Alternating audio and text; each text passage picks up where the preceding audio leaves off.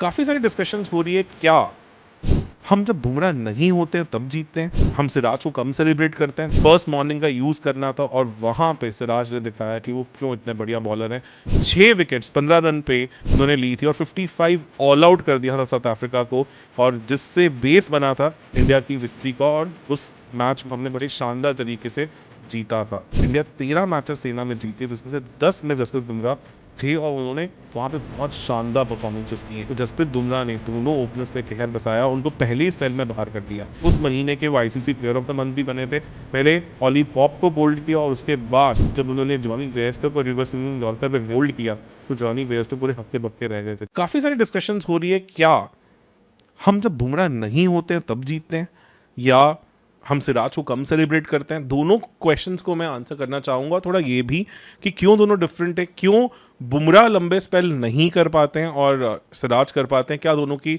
Bowling style में सब में डिफरेंस, उन सबको डिटेल में एनालिसिस करते हैं। पहले Mohammed Siraj the man of the moment पे आते हैं।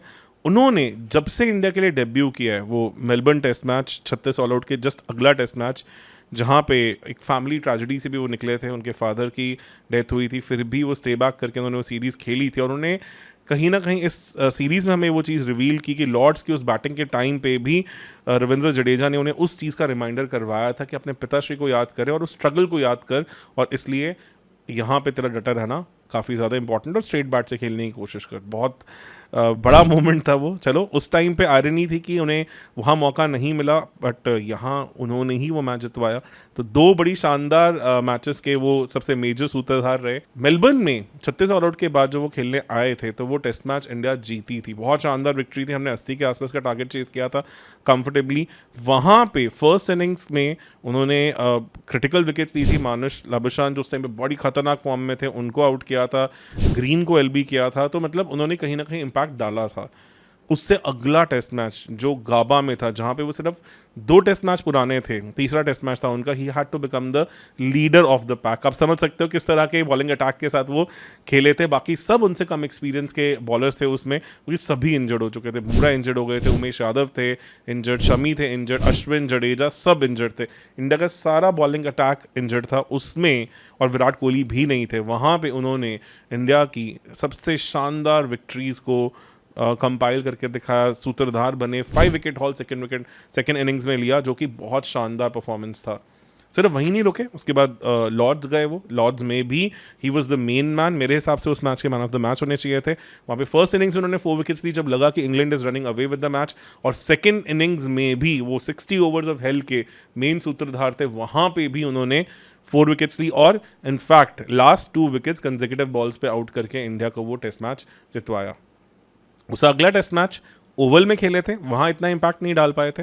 वहाँ फर्स्ट इनिंग्स में 1 विकेट आई थी, दूसरे इनिंग में शायद कोई विकेट आई भी नहीं थी। बट हाँ, सीरीज़ तब हम बात करते थे कि कहीं ना कहीं सिराज जैसे जैसे सीरीज़ में आगे जाते हैं थोड़ा टेपर ऑफ कर सकते हैं, थोड़ा अपने उनको रेस्टिंग हार्ट रेट पे, स्टैमिना पे, सब पे वर्क करने की ज़रूरत है। उसके बाद सेंचुरियन गए, वहाँ पे मोहम्मद शामी और बुमराह के चलते इन्हें ज़्यादा अपना जलवा दिखाने का मौका नहीं मिला। तो ये इनका सेना में 5वां बड़ा विक्ट्री था। 6th विक्ट्री आई केप टाउन में, और हम ऑलरेडी 1-0 से नीचे थे। काफ़ी बहुत ही खतरनाक विकेट थी।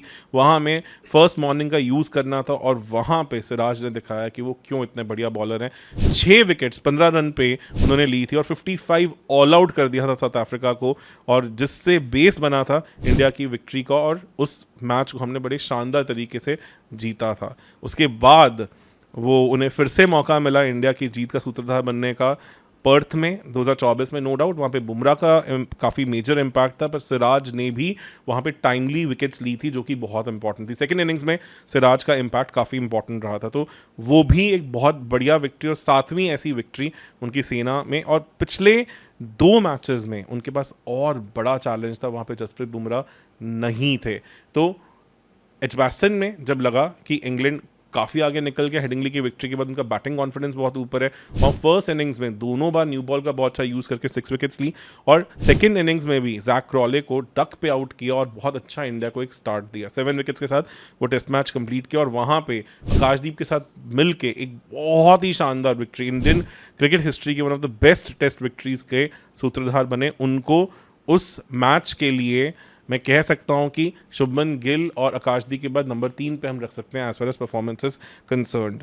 मैनचेस्टर में बहुत सारे ओवर करने पड़े। सीरीज़ के पहले 4 टेस्ट मैचेस में लगभग सिराज 150 ओवर कर चुके थे। ओवल में बात हो रही थी शायद उन्हें रेस्ट किया जाए, पर वो खेले क्योंकि मोहम्मद सिराज एक अलग किस्म के इंसान है, एक अलग तरह की एनर्जी लेके आते हैं। उन्हें पता था कि बुमराह भी नहीं है और बाकी बॉलिंग अटैक थोड़ा स्ट्रगल कर रहा है। इंडिया सिर्फ 3 पेसर्स के साथ गया तो उनका वर्कलोड भी ज़्यादा था। वहाँ पे फर्स्ट इनिंग्स में जब इंग्लैंड कंफर्टेबली लग रहा था कि मैच से बाहर निकल जाएगा, वहाँ पे उन्होंने ऑली पॉप को एक अनप्लेएबल डिलीवरी पे एलबीडब्ल्यू किया। सेम सिमिलर सा डिसमिसल जो रूट के साथ हुआ, और बेथल को जो उन्होंने प्लान करके आउट किया वो बहुत ब्रिलियंट था। और लास्ट में उन्होंने एक और विकेट ली जहां पे उन्होंने ब्रुक को भी आउट किया। तो 4 सबसे बड़ी मेजर विकेट्स लेके उन्होंने उस इनिंग्स में बहुत ही माइनर सी लीड लेने दी इंग्लैंड को। और फिर बाद में बैटिंग में थोड़े अनफॉर्चुनेट रहे, इनसाइड एज था तब भी एलबीडब्ल्यू मिला। बट सेकेंड इनिंग्स में जब वो आए तो उन्होंने जैक क्रॉली को ब्लफ करके यॉर्कर पे आउट किया। उसके बाद ऑली पॉप को फिर से वो जो उनकी वॉबल सीम पढ़ के अंदर आती है उस पर एलबीडब्ल्यू किया। फिर एक मोमेंट आया जब 19 रन पे थे हैरी ब्रुक, उनका एक कैच छूटा, कैच पकड़ के बाउंड्री के बाहर चले गए। बहुत डिसअपॉइंटेड थे और शायद बात हो रही थी कि ये मैच चेंजिंग मूवमेंट है और शायद सिराज की पूरी सीरीज़ की परफॉर्मेंस को भूल के इसके ऊपर फोकस होगा। बट किस्मत को कुछ और ही मंजूर था। 5th डे की मॉर्निंग पे उन्होंने दिखाया कि वो क्या बने हुए हैं। पहले जेमी स्मिथ को प्यारा आउटस्विंग सेटअप के अंदर आउट किया, फिर एक क्रॉस सीम के साथ ओवरटन को एलबीडब्ल्यू किया और लास्ट में 145 की बॉल पे एक शानदार यॉर्कर पे उन्होंने गस एटकिंसन को जब पवेलियन भेजा तो उन्होंने अपने नाम एक 5 विकेट हॉल किया, मैन ऑफ द मैच का अवार्ड किया और इंडिया को उनकी टेस्ट हिस्ट्री की एक सबसे शानदार विक्ट्री नवाजी। तो 9 मैचेस ऐसे रहे हैं सेना में जिसमें इंडिया जीती है जब से उनका डेब्यू हुआ है और सब में सिराज फीचर किए हैं। 51 विकेट्स लिए हैं, 18 के आसपास की उनकी इकॉनमी रही है और वहाँ पे उन्होंने 36 गेंदों की स्ट्राइक रेट के साथ जनरली विकेट्स नहीं, तो हर 6 ओवरों में उनको एक विकेट मिली है। तो आप सोच सकते हैं कितने इम्पैक्टफुल रहे। और वहाँ पे 4 5 विकेट हॉल भी उनके नाम आए हैं। गाबा में आया था जो हम सबको याद है, बड़ा फेमस 5 विकेट हॉल था। उसके बाद भी उन्होंने सेम परफॉर्मेंस केप टाउन में दिखाया जहां उन्होंने साउथ अफ्रीका को धराशायी कर दिया था 55 पे। फिर उन्होंने सेम चीज़ एजबैस्टन में दिखाई, एक फ्लैट विकेट के ऊपर उन्होंने न्यू बॉल का ब्रिलियंट यूज़ किया और चौथा 5 विकेट ऑल ओवल में आया जो सब कभी नहीं भूल सकते, एक शानदार, जिसके कारण he became the toast of the nation. ऐसे में ट्विटर में मैं देख रहा था बहुत ज़्यादा टॉक्सिसिटी थी, बहुत ज़्यादा बातें हो रही थी जसप्रीत बुमराह के बारे में। लोग भूल जाते हैं कि जो रेपुटेशन और जो प्यार आपको मिलता है, जो आपकी रिस्पेक्ट बनती है, वो एक परफॉर्मेंस या 2 परफॉर्मेंसेस से नहीं बनती, वो एक पैटर्न के कारण बनती है। जब से जसप्रीत बुमराह का डेब्यू हुआ है, इंडिया 13 मैचेस सेना में जीती है जिसमें से 10 में जसप्रीत बुमराह थे और उन्होंने वहाँ पे बहुत शानदार परफॉर्मेंसेस की हैं। एक बार क्विकली उनकी परफॉर्मेंसेस को भी हम गो थ्रू कर लेते हैं। सबसे पहली बार उनको मौका मिला था जोहानिसबर्ग में, इंडिया 2-0 से पीछे थी और फर्स्ट इनिंग्स में भी इंडिया ने कोई बहुत सा स्कोर नहीं किया था। वहाँ पे Jasprit Bumrah just ran through the South African batting lineup जिसमें माकरम थे, एल्गर थे, फिर आमला थे, उसमें AB डिविलियर्स थे, फैफ डु प्लेसी थे। आप सोच सकते हैं किस तरह की बैटिंग लाइनअप थी वो। उस तरह की बैटिंग लाइनअप के थ्रू निकलना इतना आसान नहीं था और वहाँ पे जसप्रीत बुमराह ने 5 विकेट हॉल लिया था और इंडिया ने एक फेमस विक्ट्री अचीव की थी। सेकेंड इनिंग्स में भी जब लग रहा था कि बहुत आसानी से साउथ अफ्रीका चेज कर जाएगा, तो वहाँ पे उन्होंने एक बहुत ही अनप्लेएबल बॉल जो पिच पे उठी थी, AB डिविलियर्स को आउट किया था और मैच खोल के रख दिया था। इंडिया कंफर्टेबली 63 रन से वो टेस्ट मैच जीत गई थी।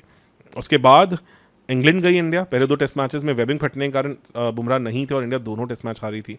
नॉटिंघम में कमबैक हुआ और बुमराह से उम्मीदें थी फर्स्ट इनिंग्स में, जबकि वहाँ पे हार्दिक पांड्या का 5 विकेट हॉल आया, पर बुमराह की भी स्पेल और ओपनिंग स्पेल और जो उनका कंट्रीब्यूशन था बहुत मेमोरेबल था। और सेकेंड इनिंग्स में जब पिच एकदम सपाट हो गई थी और लग रहा था कि इंग्लैंड शायद इस टेस्ट मैच को बचा के ले जाएगी, वहाँ पे सेकेंड न्यू बॉल के साथ बुमराह ने कहर मचा के 5 विकेट हॉल लिया था। आप सोच सकते हैं कि पहली 2 सेना विक्ट्रीज उनके 3rd टेस्ट मैच और उनके 4th टेस्ट मैच में, और दोनों में उनका पंजा था। उसके बाद हम ऑस्ट्रेलिया गए। एडलेड में हमने बैट फर्स्ट करके एक कोलैप्स देखा, 4 विकेट्स हमारी बहुत जल्दी की, हम एक मिनिमल से टोटल के ऊपर रुक गए। बट बुमराह के प्लान्स कुछ और थे। उन्होंने फर्स्ट इनिंग्स में 3 बहुत क्रिटिकल विकेट्स ली और सेकेंड इनिंग्स में जब इंडिया 300 के आसपास के टोटल को डिफेंड कर रहा था, वहाँ पे भी उन्होंने टाइमली ब्लोज करके 3 विकेट्स और ली। तो टोटल 6 विकेट्स के साथ उनका one of the best performances था। कंडीशंस जहाँ पे उनके लिए सब कुछ बहुत नया था, उन्होंने एकदम अपना इम्पैक्ट वहाँ दिखाया। उसके बाद पर्थ में उन्होंने बहुत जान लगाई पर वैसे रिजल्ट्स नहीं मिले, काफ़ी मायूस भी हुए। विराट कोहली ने उनसे बात की कि आप एक यंग प्लेयर हैं, अपने पूरे स्टैमिना पे खेलें, आप डिसअपॉइंट मत हो। फिर अपने 9वें टेस्ट मैच में मेलबर्न में on a flat deck where India around 450 runs and Australia out ही नहीं कर पा रही थी इंडिया को, बुमराह ने ऑस्ट्रेलिया की कमर तोड़ के रख दी। उन्होंने अपने बेस्ट स्किल्स का डेमोन्स्ट्रेशन किया स्लोअर बॉल पे, जो उन्होंने शॉन मार्श को एलबीडब्ल्यू किया था, वो मेमोरी इंडियन क्रिकेट फैंस के दिमाग में हमेशा रहेगी। वहाँ पे उन्होंने 9 विकेट्स ली थी, 6 विकेट्स फर्स्ट इनिंग्स में 33 रन पे और सेकंड इनिंग्स में 3 विकेट्स, और इंडिया कंफर्टेबली वो टेस्ट मैच जीती थी। तो ये अगर 4 सेना विक्ट्रीज थी 2018 में जो उनके नाम आई, उसके बाद थोड़ा उन्हें वेट करना पड़ा सेना विक्ट्रीज के लिए। फिर जब 36 ऑल आउट होके इंडिया की कमर टूट गई थी, शमी इंजर्ड हो गए थे, विराट कोहली चले गए थे, केएल राहुल नहीं थे, उसमें रोहित शर्मा नहीं थे, उस टेस्ट मैच में इंडिया को मौका मिला बॉलिंग करने का और वहाँ पे ऑस्ट्रेलिया की उन्होंने कमर तोड़ के रख दी। 4 विकेट्स उन्होंने निकाली, जिसमें से काफ़ी इंपॉर्टेंट विकेट्स थी, ओपनर की विकेट थी, उसमें इवन ट्रेविस हेड को उन्होंने एक बड़े क्रिटिकल मोमेंट पे आउट किया था। टोटल टेस्ट मैच में 6 विकेट्स ली थी, जिसमें वो अश्विन और रहाणे के साथ तीसरे बेस्ट परफॉर्मर थे उस मैच के, और इंडिया को एक शानदार विक्ट्री से नवाजा था। गाबा में उन्हें मौका नहीं मिला तो उनकी 5वीं विक्ट्री यहीं थी। 6ठी विक्ट्री उनकी लॉर्ड्स में आई। नो डाउट बॉलिंग से ज़्यादा कुछ नहीं कर पाए, पर जब इंडिया एक बड़ी प्रिकेरियस सिचुएशन में थी तो वहाँ पे उनकी एक मेमोरेबल पार्टनरशिप आई थी शमी के साथ, जहाँ 34 नॉट आउट उन्होंने किया था और इंडिया को एक ऐसा टारगेट देने का मौका दिया जहाँ पे फिर इंग्लैंड पैनिक की और हारी। और उसके बाद जब बॉलिंग करने आए तो अपने ओपनिंग ही ओवर में उन्होंने विकेट्स ली, और जब लग रहा था कि इंग्लैंड इस मैच को ड्रॉ करके निकाल जाएगी, वहाँ पे उन्होंने फिर से अपने जीनियस होने का हमें एक प्रमाण दिया। राउंड द विकेट जाके एक स्लोअर बॉल की जिसके ऊपर रॉबिन्सन फंसे और एलबीडब्ल्यू हुए। एम्पायर को भी नहीं लगा कि ऐसा कुछ हो सकता है, तो उन्होंने आउट नहीं दिया था, डीआरएस लेना पड़ा था, इंडिया वो टेस्ट मैच जीत गई। उसके बाद ओपनिंग मिली और अगले ओवर में सिराज ने मैच खत्म कर दिया था। और जबकि काफ़ी टाइम से बटलर और रॉबिन्सन फंसे हुए थे, आउट नहीं हो रहे थे, similar to what we saw in Lord's in 2025 in this series also. वैसा सा एंड में लॉर्ड्स बहुत फ्लैट हो जाता है, तो हम सबको पता है जब बॉल पुरानी हो जाती है, वहाँ पर उन्होंने वो मैजिक के साथ वो मैच में जितवाया। फिर ओवल गए, ओवल में भी बहुत बड़ी कहानी थी। इंडिया हेडिंगली में बुरी तरह इनिंग्स डिफीट से आई थी, हमारी बैटिंग सब कुछ बहुत डीमोरलाइज थी। किसी तरह से शार्दुल ठाकुर की कंट्रीब्यूशन के चलते हम 190 तक पहुंच पाए थे, पर बहुत बिलो पार टोटल था। और जब इंडिया बॉलिंग करने आई तो जसप्रीत बुमराह ने दोनों ओपनर्स पे कहर बसाया, उनको पहले ही स्पेल में बाहर कर दिया और इंडिया को होप दी कि इस टेस्ट मैच में अभी भी हम बने हुए हैं। और आखिरी दिन जब एक फ्लैट कंडीशंस थी, लग रहा था कि इंग्लैंड आसानी से टेस्ट मैच ड्रॉ कर जाएगा, वहाँ पे ओवल में, और हमने देखा है ओवल में जब कंडीशंस फ्लैट होती हैं तो कितनी फ्लैट हो जाती है, वहाँ पे जसप्रीत बुमराह ने इंग्लैंड की धरती पे रिवर्स स्विंग बॉलिंग का एक one of the best showmanship दिखाया। उसी कारण उस महीने के वो ICC player of the month भी बने थे। पहले ऑली पॉप को बोल्ड किया और उसके बाद जब उन्होंने जॉनी बेयरस्टो को रिवर्स स्विंगिंग यॉर्कर पे बोल्ड किया तो जॉनी बेयरस्टो पूरे हक्के बक्के रह गए थे। 4 विकेट्स ही मिली थी, पर 4 सबसे क्रिटिकल विकेट्स मिली थी उस मैच में, इसीलिए उस मैच को हम जीत पाए थे। तो ये उनका सेना कंट्री में हमारा अगला कॉन्ट्रीब्यूशन था, 7वीं विक्ट्री। 8वीं विक्ट्री मिली हमें सेंचुरियन में। वहाँ पे भी जब 4th डे के एंड पे आते आते लग रहा था कि डीन एल्गर इस टेस्ट मैच को ड्रॉ की तरफ ले जाएंगे, वो ब्लॉक पे ब्लॉक करते जा रहे थे। वहाँ पे एक ही स्पेल में, एक स्पेल नहीं कहूँगा बिकॉज उसका आधा पार्ट आया था 4th इवनिंग को और अगला पार्ट आया था 5th मॉर्निंग को, जसप्रीत बुमराह ने रिवर्स स्विंग और जो उनकी ability to get uneven bounce from the same length है उसको करते हुए उन्होंने एक ही स्पेल में 3 विकेट्स निकाली, जिसमें डीन एल्गर को जो एलबीडब्ल्यू किया था वो एक्सेप्शनल बॉलिंग स्किल था और इंडिया वो टेस्ट मैच जीत पाई थी सेंचुरियन में। तो इसमें टोटल उस टेस्ट मैच में जसप्रीत बुमराह ने 5 विकेट्स ली थी, बट वो बहुत क्रिटिकल विकेट्स ली थी, तो ये भी उनके एक करियर का हाईलाइट था। और उसके बाद अगला मौका उनको मिला फिर से सेना कंट्री में, साउथ अफ्रीका में।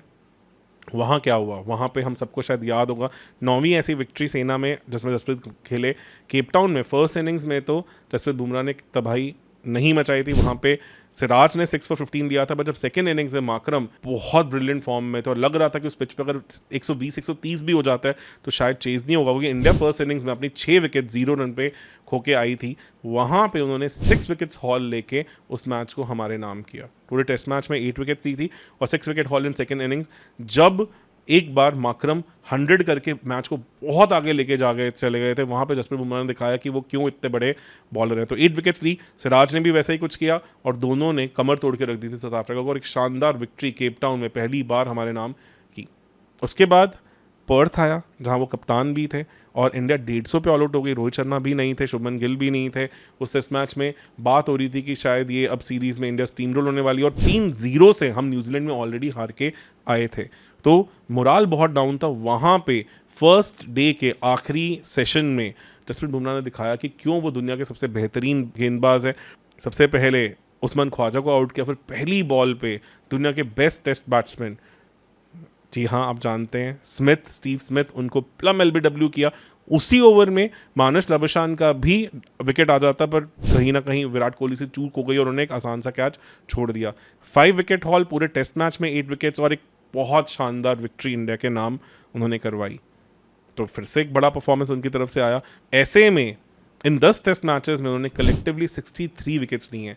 सिराज ने 9 मैचेस में 51 और 15.5 की एवरेज से 35.1 की स्ट्राइक रेट से ये 63 विकेट्स ली गई हैं। जोहानिसबर्ग 2018 में उस पीक साउथ अफ्रीकन टीम के अगेंस्ट 5 विकेट हॉल लिया, फिर नॉटिंघम में उन्होंने इंग्लैंड के अगेंस्ट 5 विकेट हॉल लिया अपने चौथे टेस्ट मैच में, फिर मेलबर्न में अपने 9वें टेस्ट मैच में उन्होंने 6 विकेट्स हॉल लिया। तो ये भी सब बड़ी परफॉर्मेंसेस थी और वो सिर्फ यहीं नहीं रुके, उन्होंने पर्थ में 5 विकेट हॉल लिया, उन्होंने केप टाउन में 6 विकेट हॉल लिया। तो इन सब विक्ट्रीज में जसप्रीत बुमराह की भी 5 विकेट हॉल्स आ चुके हैं। तो आप जहां हम सिराज को सेलिब्रेट कर रहे हैं, करना चाहिए भी, क्योंकि एक लाइन हार्टेड परफॉर्मेंस है, हम जसप्रीत बुमराह को नहीं झुटला सकते क्योंकि उन्होंने ही इंडियन टेस्ट क्रिकेट को एक इस तरीके से शेप किया जिसके चलते हम एक बॉलिंग यूनिट दिखते हैं जब भी हम सेना कंट्रीज में जाते हैं। डिफरेंस क्या है, क्यों ऐसा लगता है कि जसप्रीत बुमराह उतना एफर्ट नहीं डाल रहे हैं या मे बी जल्दी थक रहे हैं, क्या है? दोनों का बॉलिंग स्टाइल बहुत डिफरेंट है। अगर आप जसप्रीत बुमराह की तरफ देखें तो उनका वर्टिकल जो कवरेज होता है, जो वो जंप करते हैं, वो बहुत ज़्यादा है, बिकॉज छोटे से रनअप से आते हैं तो वो जंप से बेसिकली अपनी पेस जनरेट करते हैं और एक जो उनके आर्म के अंदर, राइट आर्म के अंदर हाइपर एक्सटेंशन आता है, हाइपर एक्सटेंशन का उनके शोल्डर पे और जंप के कारण, जो वर्टिकल जंप के कारण उनके लोअर बैक पे बहुत ज़्यादा स्ट्रेस आता है। इसके चलते ऑलरेडी जब उन्होंने लंबा स्पेल किया, 30 से ज़्यादा ओवर उन्होंने मैनचेस्टर में किया, उसका एक नेगेटिव इम्पैक्ट उनकी बॉडी पे आएगा। क्यों? डिफरेंस क्या है मैं थोड़ा समझाता हूँ। हेडिंगली और मैनचेस्टर दोनों नॉर्दर्न पार्ट ऑफ इंग्लैंड में है, एक नॉर्थ में हेडिंगली और नॉर्थ वेस्ट में मैनचेस्टर, जहाँ पे वेदर ऐसा है कि बारिश बहुत ज़्यादा होती है। बारिश बहुत ज़्यादा होने के कारण ग्राउंड जनरली सैंड बेस होता है, मैंने लाइव शो के टाइम पे भी बहुत डिटेल में समझाया था। सैंड बेस होने के कारण क्या होता है कि जब बारिश पड़ती है तो सैंड जल्दी पानी को सीपन कर लेता है, उसके चलते ज़्यादा देर तक सरफेस पे वाटर रहता नहीं। तभी हमने देखा है कि यहाँ पे बहुत ज़्यादा रेन डिलेज होते नहीं, बारिश रुकती है, साथ के साथ ग्राउंड रेडी होता है मैच करवाने के लिए। अब पिच दोनों यहाँ पे बहुत हार्ड है, one of the bounciest tracks in England हैं ये।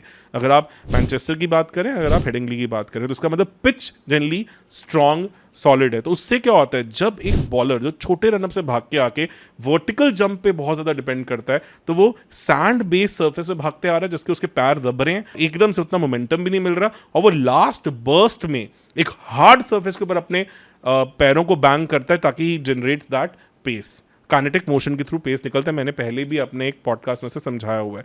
उसके कारण आपके लोअर बैक पे सब पे बहुत स्ट्रेस आता है, शोल्डर पे बहुत स्ट्रेस आता है, तो you tire out very quickly. ये सेम प्रॉब्लम प्रसिद्ध कृष्णा के साथ भी रहती है, इसीलिए उन्हें मैनचेस्टर में नहीं खिलाया गया और इसीलिए हमने देखा है कि वो थोड़ा सा टेपर ऑफ होने लग जाते हैं, उनकी पेस गिरने लग जाती है, क्योंकि उनका भी वर्टिकल जंप बहुत ज़्यादा है। और ये एडवांटेज भी इसके बुमराह और प्रसिद्ध कृष्णा सेम लेंथ से ज़्यादा बाउंस भी एक्सट्रैक्ट करते हैं, बट बार बार उस सर्फेस पे बैंग करने के कारण आपकी लोअर बैक के अंदर काफ़ी ज़्यादा सूजन, काफ़ी ज़्यादा प्रॉब्लम हो जाती है, तो इसलिए आपका रिकवरी टाइम बहुत ज़्यादा बढ़ जाता है।